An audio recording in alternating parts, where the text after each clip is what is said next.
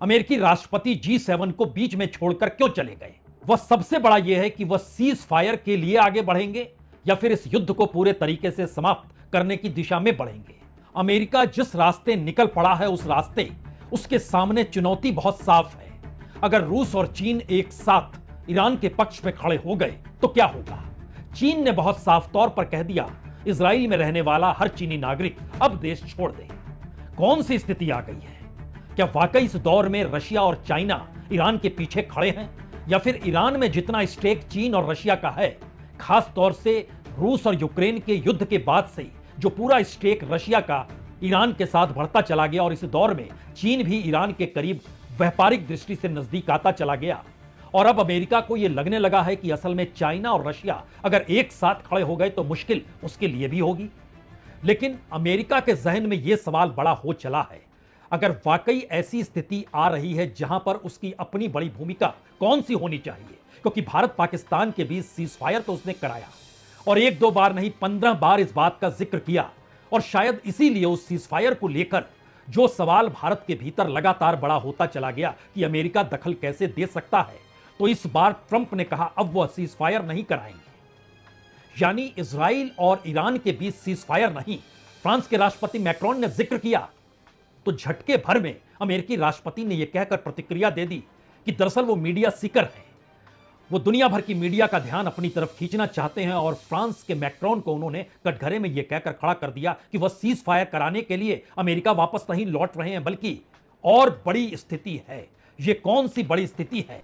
उससे पहले एक बात यह जरूर जहन में रखिए, G7 की बैठक चल रही हो और G7 से जुड़े देश आपस में मुद्दों को लेकर टकरा रहे हों, ऐसा इससे पहले हुआ नहीं। इस दौर में विकसित देशों की कतार में जो G7 में शामिल हैं, उनके सामने भी यह संकट है कि वो कैसे इजराइल के हमले पर मुहर लगा दे।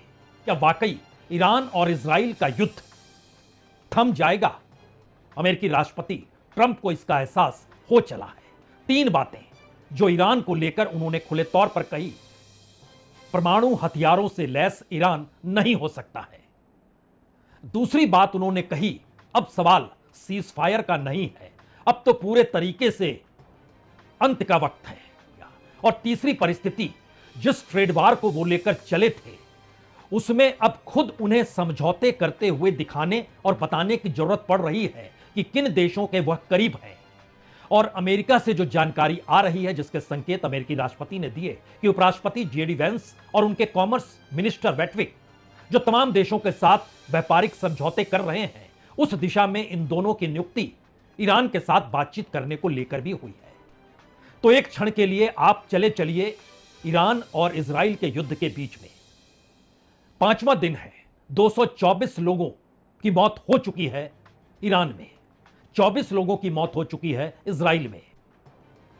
बड़ी तादाद में घायल लोग ईरान के भीतर हैं, 600 से ज्यादा घायल इजराइल के भी भीतर हैं।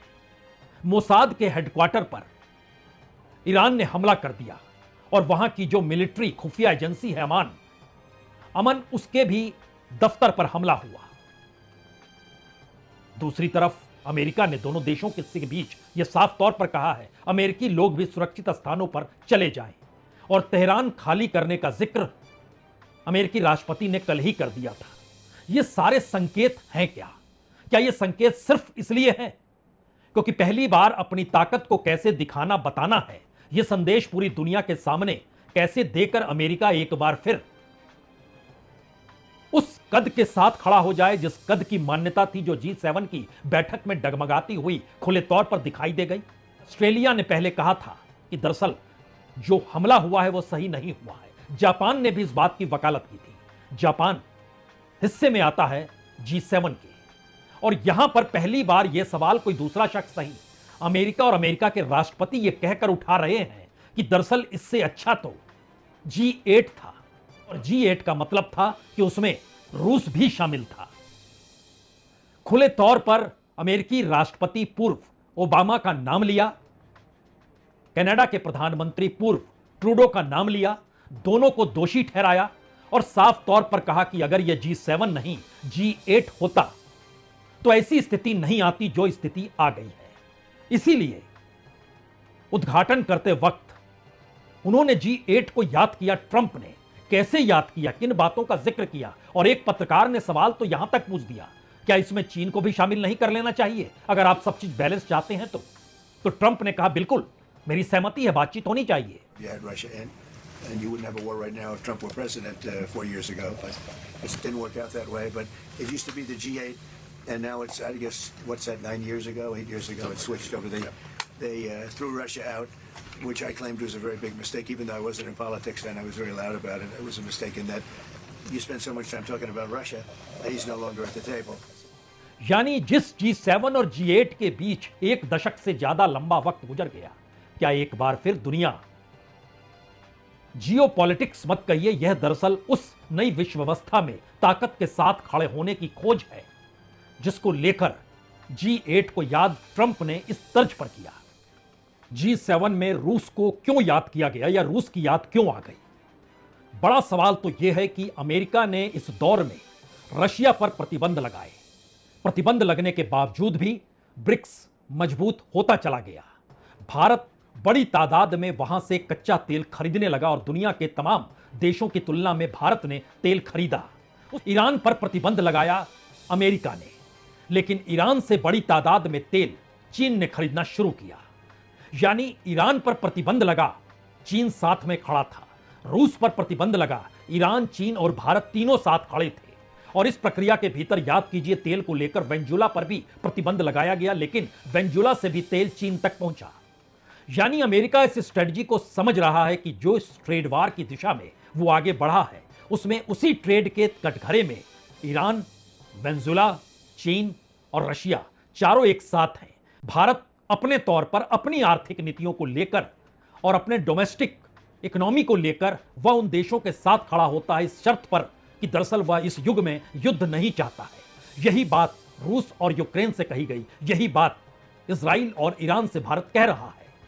और अमेरिकी राष्ट्रपति जब मौजूद थे कनाडा में, तब उन्होंने कहा कि ईरान इस युद्ध को नहीं जीतेगा, उसे बात करनी चाहिए, विलंब नहीं करना चाहिए, लेट नहीं करना चाहिए किसी भी डील को लेकर। और उसके बाद जब वो जहाज से रवाना हुए वाशिंगटन, तो उस बीच में एक पत्रकार ने पूछा, क्या यह सीजफायर की दिशा में अब अमेरिका कदम उठाएगा?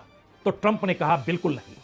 उनका शब्द है an end, a real end, not a ceasefire. इन दोनों बातों को सुन लीजिए कनाडा और जहाज में वापस लौटते वक्त वाशिंगटन के बीच में। What are you looking for here? An end, a real end, not a ceasefire. An end. So something that will be permanent. Yeah. Or giving up entirely. That's okay too. Are you close there? Trump ceasefire का नहीं, इस बार the end का सवाल उठा रहे हैं। तो अपनी अंतर्राष्ट्रीय कूटनीति को, अंतर्राष्ट्रीय ट्रेड वार को और विदेश नीति के आश्रय मिडिल ईस्ट को लेकर नए रास्तों को बनाने की दिशा में बढ़ना होगा। शायद इसीलिए G7 से निकलकर वाशिंगटन पहुंचना अमेरिकी राष्ट्रपति ट्रंप की जरूरत बन गई। बहुत बहुत शुक्रिया, बहुत बहुत शुक्रिया।